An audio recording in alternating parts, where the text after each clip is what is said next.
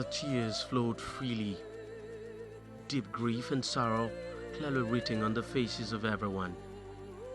A wife, shell-shocked beyond belief, with two little kids who were still too young to understand they would never set eyes on their father again, and the agony of parents for whom the loss of a dear son is too rude a shock to bear.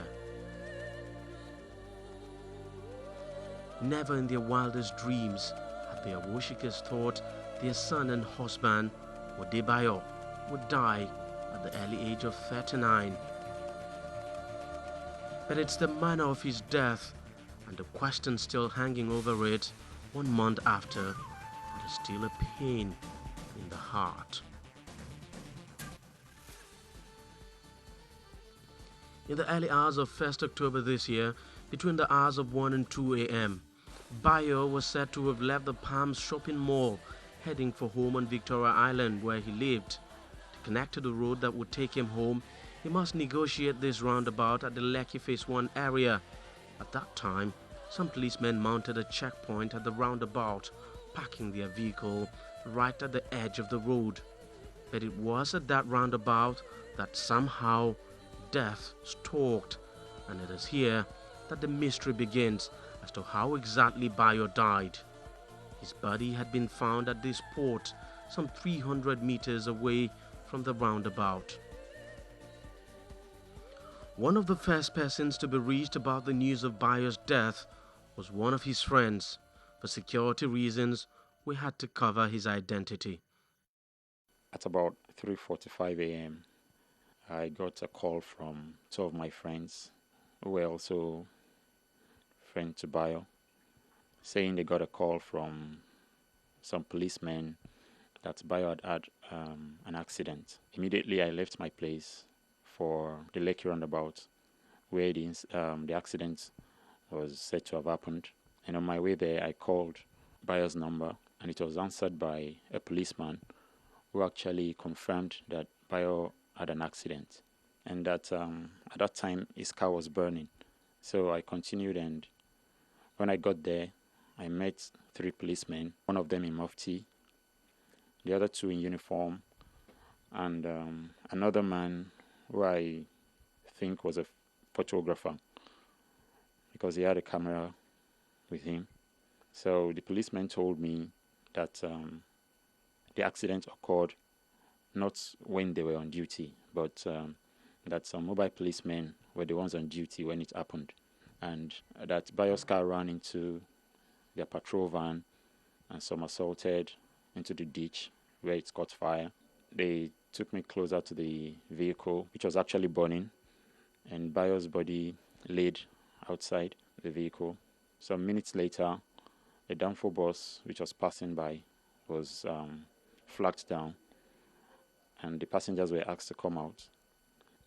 Bayo's body was put into the bus, and the Danfo driver was asked to take Bayo's body to the military hospital. The fact is, the physical evidence at the scene hardly corroborates the story of the victim's car somersaulting after hitting the police patrol van. For starters, this is a live video of the roundabout. Now, let's take the police initial account to task by demonstrating the scenario they painted by means of a reconstruction.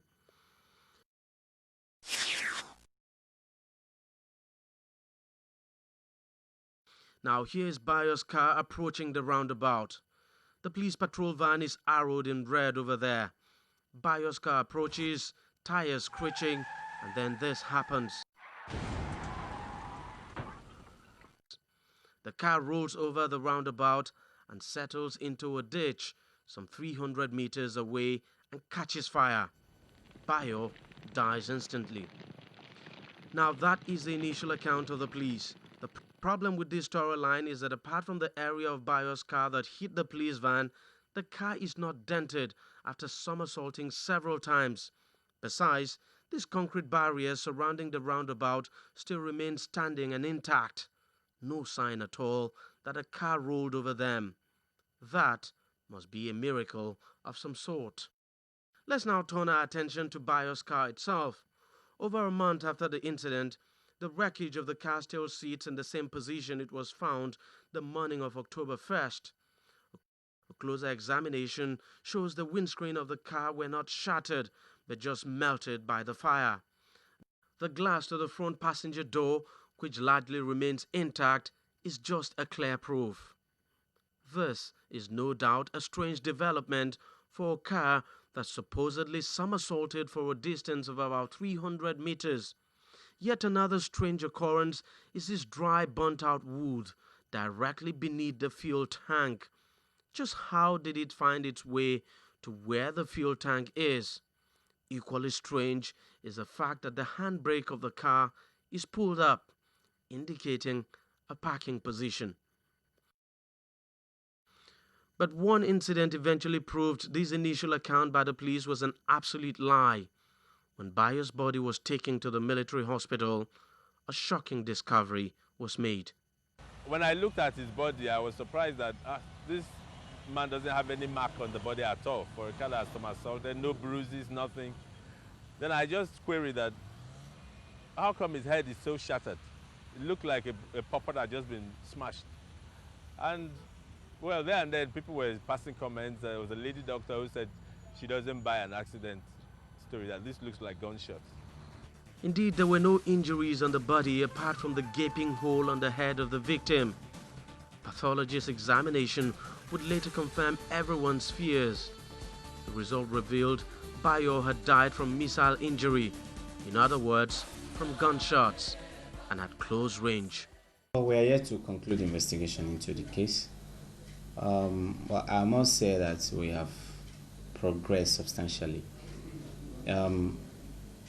As to what is actually our findings or the progress we've made, I think again I might not want to issue out this in piecemeal or instrumentally. I would rather wait for a detailed and final investigation report to be issued. And as soon as that is issued, of course, we're going to make it public. But has the police made any arrest at all? Well, of course, people were interviewed, people were interrogated, and that's the situation. Although there's no official confirmation yet, we gathered from sources who would not want their identity disclosed that the police authorities may have accepted that the mobile policemen on duty at the roundabout that early morning of 1st October actually shot Bayo. However, they added that the men fired at Bayo because he refused to stop after he had hit their patrol van. They said the men opened fire suspecting he was a criminal when he would not stop after he had been flagged down. Let's again take this scenario to task by means of another reconstruction. Now, this is Bayo's car approaching the roundabout. Arrowed again in red is a police van in its actual position. A few meters away, two policemen stood guard, and some meters away from the two men, a third policeman stood guard with a rifle. Now, Bayo approached the roundabout, hit the police van, ignored these men who asked him to stop, and moved on.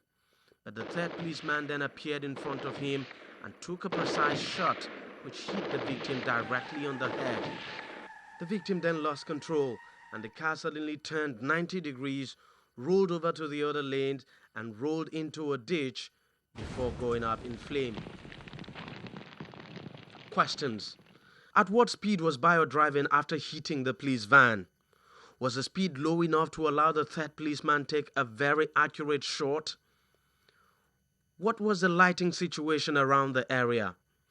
How did the car make a sudden 90-degree turn, climbed onto the other lane, and went straight into the ditch? How did the car suddenly go up in flame? What was the weather condition that early morning? What did the policemen do when the car caught fire? How did this log of wood get beneath the fuel tank? How come the handbrake is pulled? And how come the hole on the head of the victim shows the shot was taken at a close range? Unfortunately, in the course of our investigation, no one around the area would tell us whether or not they witnessed the incident, not even some of the night guards who work in some of the facilities around the place. And since the victim himself is dead, We're left with the policemen who were on duty on that early October morning. Will their conscience break them enough to tell the truth? Modebaya Awoshika would have been 40 on the 9th of December 2008 had he not died under such a mysterious circumstance back in October this year. He had planned to celebrate his birthday with his wife and 2 kids. Unfortunately, that is not to be, as his body now lies 6 feet below this vault. Deji Badmus, Channels Television News.